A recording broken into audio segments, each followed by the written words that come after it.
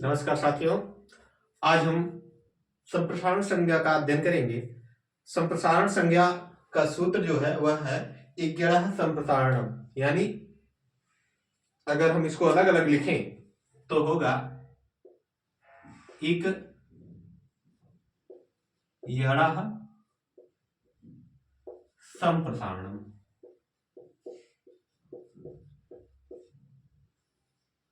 ठीक, इक्यः संप्रसारणम, ठीक, कुछ ऐसा होगा।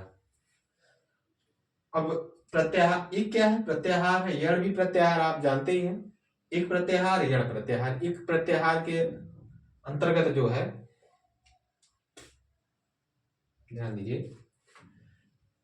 इक यण संप्रसारण, यानी यण के स्थान पर इक होना ही संप्रसारण होता है। क्या है? इक के यण के स्थान पर इक, यानी हम कहें तो यण, ठीक, ये यण प्रत्याहार है।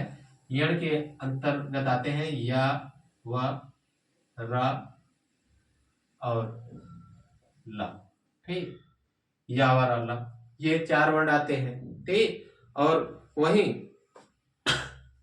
इक के अंतर्गत क्या आता है? इक के अंतर्गत जो है वह ए, उ, रे और ले, ठीक, ये इक प्रत्याहार के अंतर्गत आते हैं, ठीक। तो यानी यण के स्थान पर इक होना, यानी या के स्थान पर ई, वा के स्थान पर उ, रा के स्थान पर री और ला के स्थान पर री का आदेश होना क्या कहलाता है? संप्रसारण कहलाता है। संप्रसारण संज्ञा होती है, ठीक। अगर हम इसको कुछ इस तरीके से लिखें, इसका अर्थ अगर तो सूत्रार्थ अगर लिखें, यानी सूत्र का अर्थ अगर लिखें तो क्या होगा? यण के स्थान पर इक का आदेश होना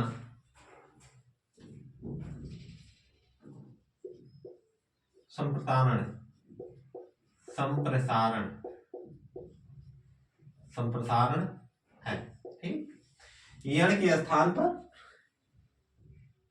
इक का आदेश होना संप्रसारण है। यण क्या है बता ही दिए, या, वा, र, ला, इक, यू, री, ली, ठीक। यानी यण के स्थान पर इक का आदेश होना संप्रसारण है। और इसका अगर हम उदाहरण से समझें तो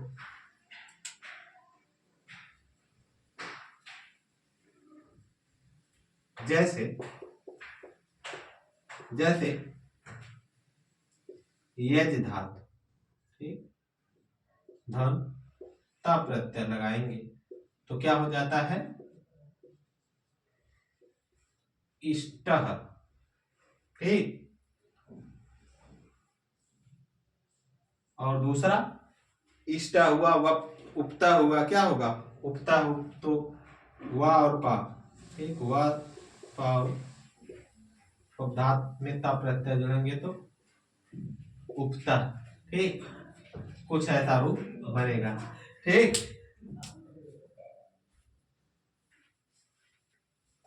ध्यान दीजिए, यहां या के स्थान पर क्या हो गया है? ई हो गया है। और वा के स्थान पर उ, वा के स्थान पर उ, यहां यानी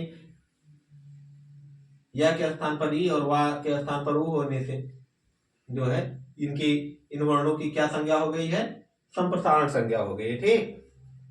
ध्यान दीजिएगा, अगर यही इक के स्थान पर यण होता है तो वो यण संधि कहलाती है। तो होता है सूत्र इको यण ची, यानी इक के स्थान पर यण का आदेश हो तो यण संधि होती है। लेकिन यण के स्थान पर अगर इक का आदेश तो वो संप्रसारण संज्ञा कहलाता है, ठीक। और इसको आप नोट कर लीजिए, फिर हम आपको विभाषा संज्ञा बताते हैं।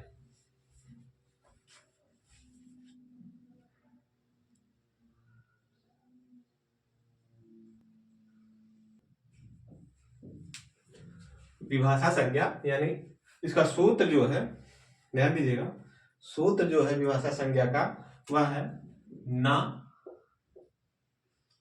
वेति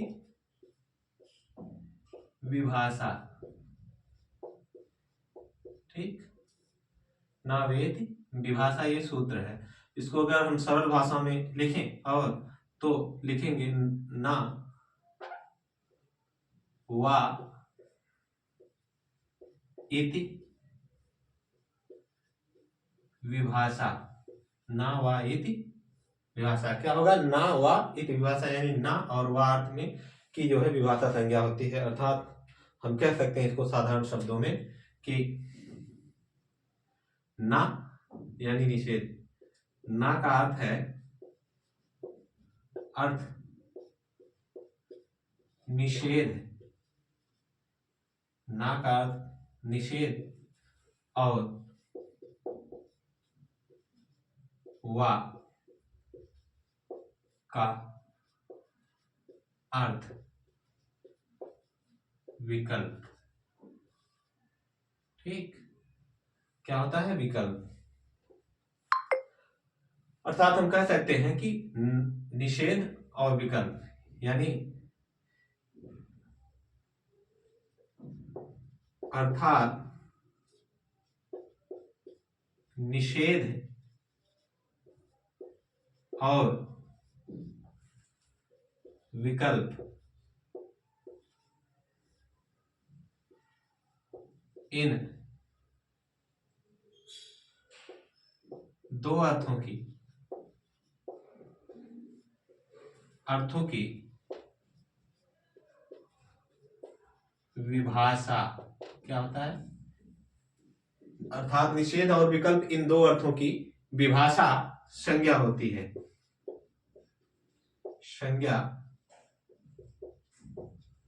होती है। ठीक, आप इसको नोट करिए। उसके बाद हम आपको टी संज्ञा का अध्ययन कराते हैं।